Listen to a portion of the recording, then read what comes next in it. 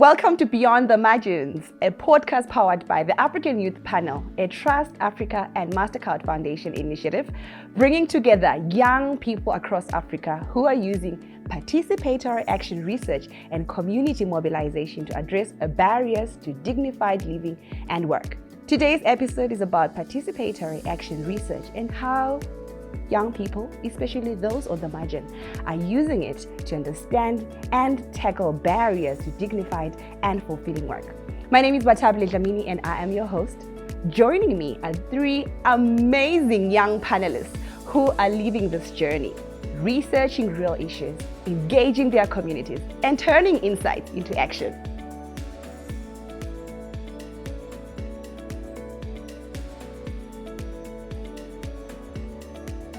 Here I am joined by Yolanda Munyengwa, Sibongile Dube, and Monashe Musiwa.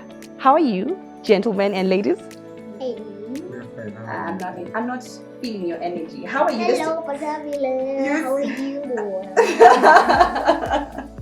I love that, Yolanda. You know, you're the life of the party. I'm so excited to have you here in the studio because I know I'm going to have an amazing conversation. That's so true. Yes. So welcome here for this conversation. And I just want to understand more about the work that you're involved in. Probably my first question would be, what inspired you to be an African youth panelist? I'll start with Yolanda, followed by Sibongile, and then Monashe. Alright, that's all good. So, my name is Yolanda Munyengwa. I'm from Harare, South Mbaris in Zimbabwe. So, what inspired me, I'm a young woman with disability, is to represent my fellow young people in different communities to say, us as young people, we need to stand for ourselves and to grab what is ours. Yeah. I love that. And for you, Sibo? I'm Skonkos Dube from Bolelima district. What actually inspired me is that the place that we come from, the schools are a bit far. The living conditions are not really nice for the people in the community. So I thought I should take up this opportunity to help my fellow youth around the community know more that the change begins with us. With the little resources that we have around us, there is a lot that we can do. We cannot just sit around and say there is nothing to do in the country, there are no jobs. But as the youth of the community, we can actually be the change makers. We can actually create the jobs ourselves. I love that. Very assertive. And you, Monashe?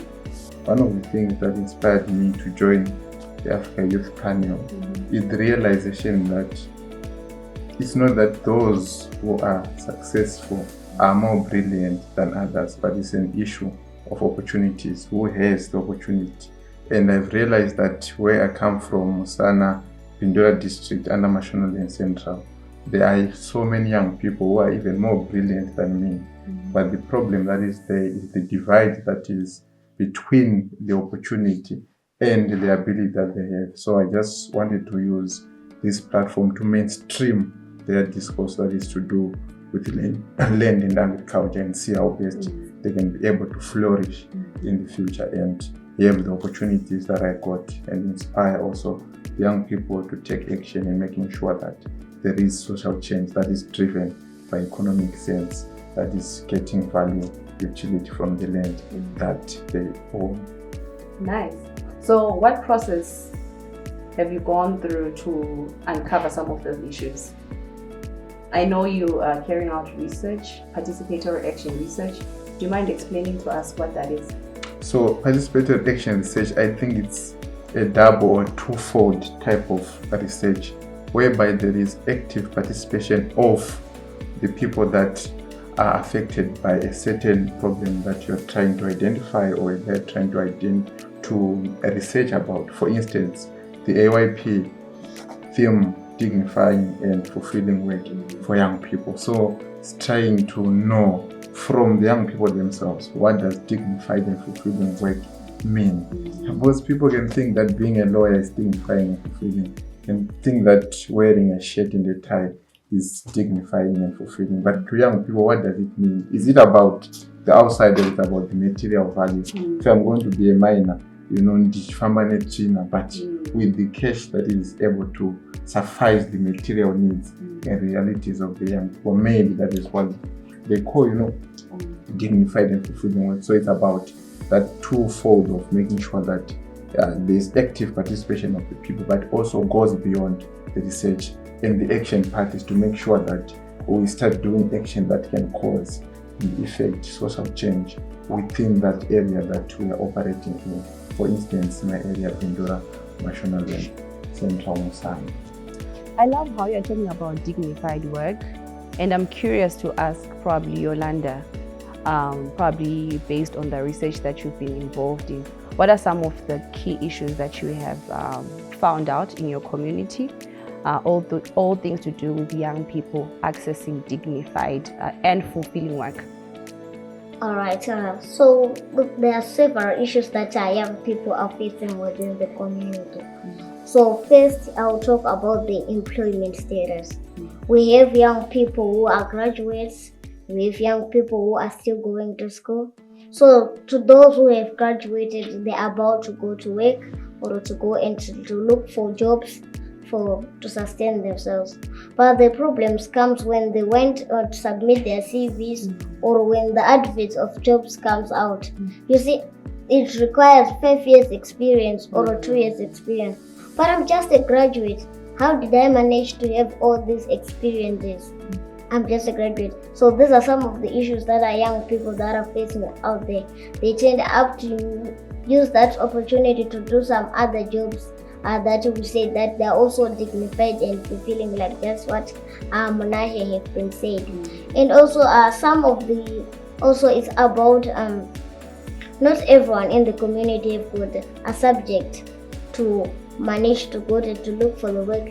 Some they have failed, some they have passed, and also talking about the resources for them so that they can go outside to go and look for greener pastures, to go outside to go and look for any way for them to sustain their lives. And also even the employment opportunities also around young people in the youth, they are not also available. Talking about young people with disabilities, some people wouldn't want to employ someone with a disability because they say it comes with hard labor or with different aspirations. Let's say when you're employing a person with disability, you have to also pay the assistant who is also helping that person. And also when at the workspace, it means there are some reduction or something that have to be done to the space. For example, me with the short stage, it means that if the cardboard is high, it has to be lower.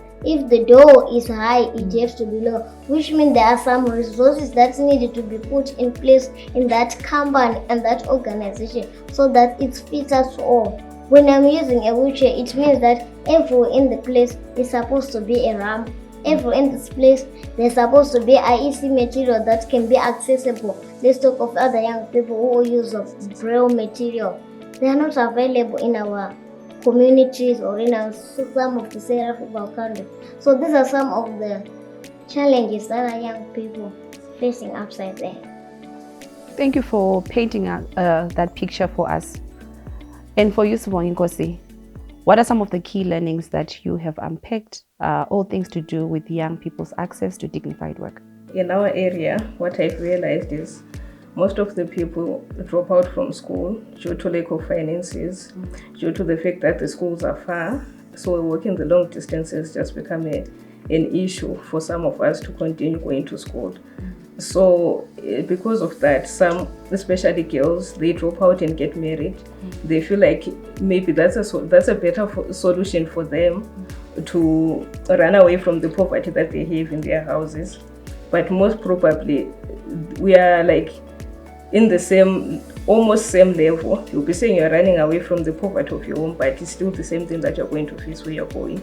And it's going to become a bit harder now that you've got kids. We've got a lot of young people in our community that are mothers. For me, instance, I'm 28, but I've got a kid who is 5.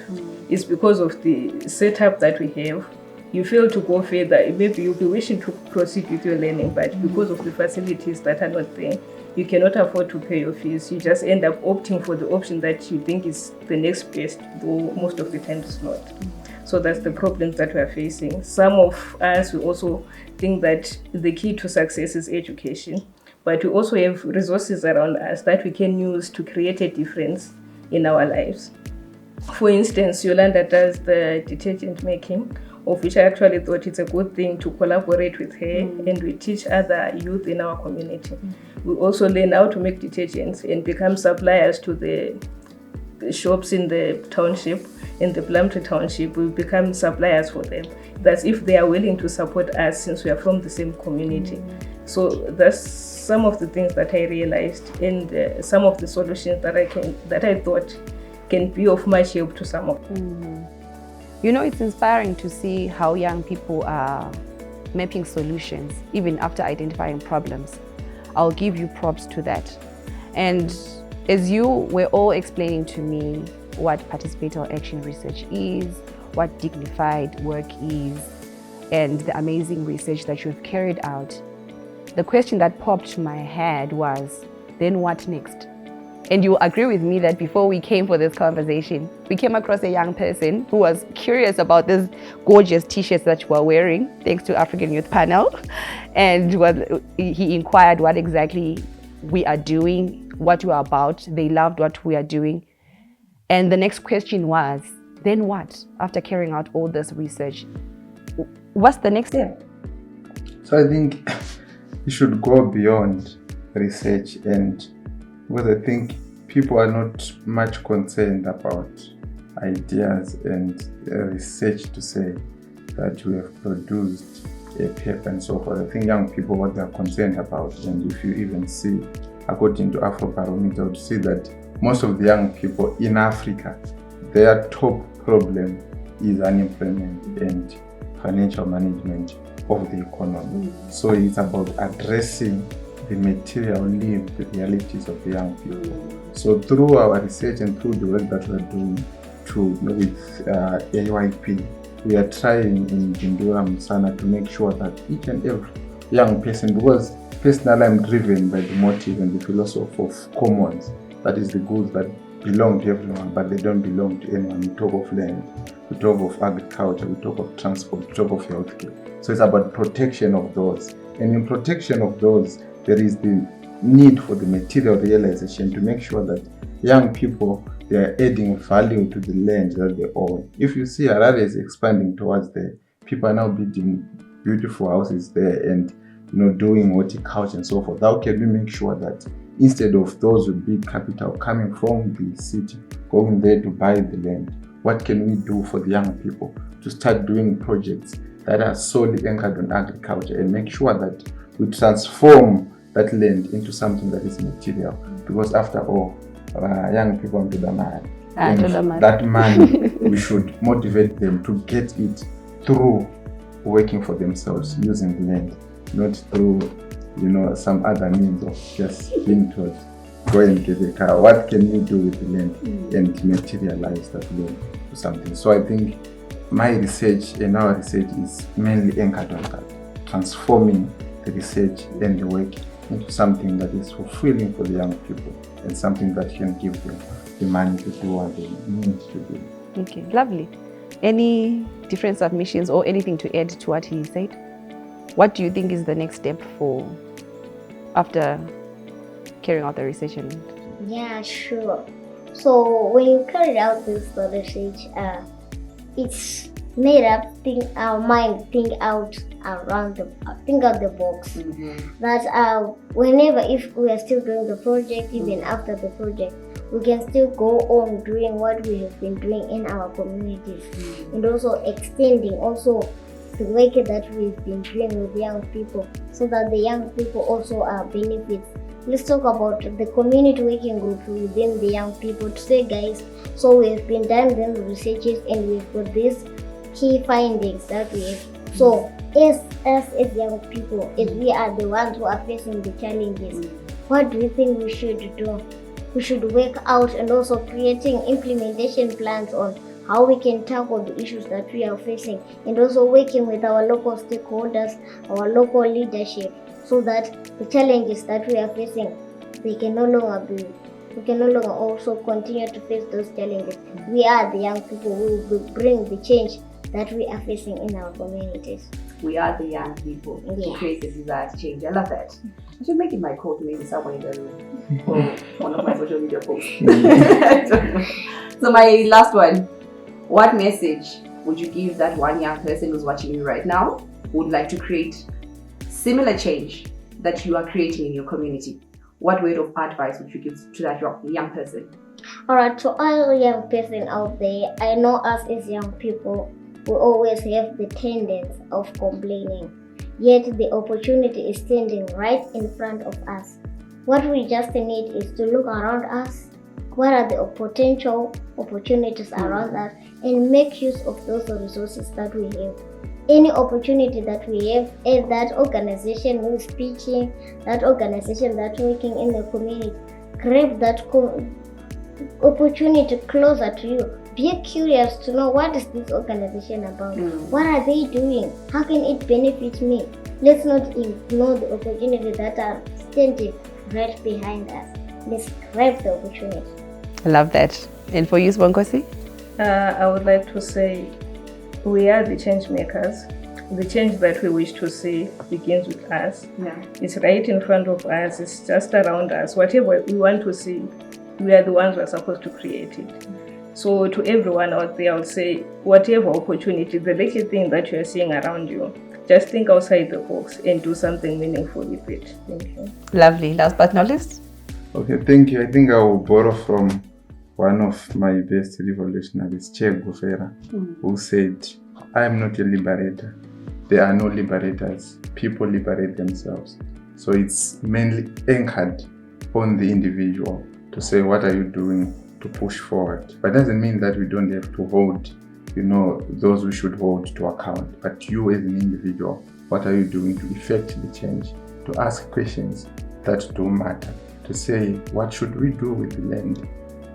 In relation to young people, what opportunities can the government, what opportunities can civil society, Trust Africa, can they bring the AYP start to do in order to make sure that we move from anger to action and make sure that young people, they turn that anger into something that is always material, because after all, what young people need is economic emancipation.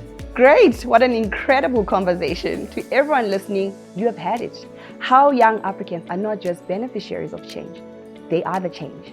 Don't forget to share this episode on all your social media platforms and keep building the future you believe in on all your social media platforms. Until next time, bye for now.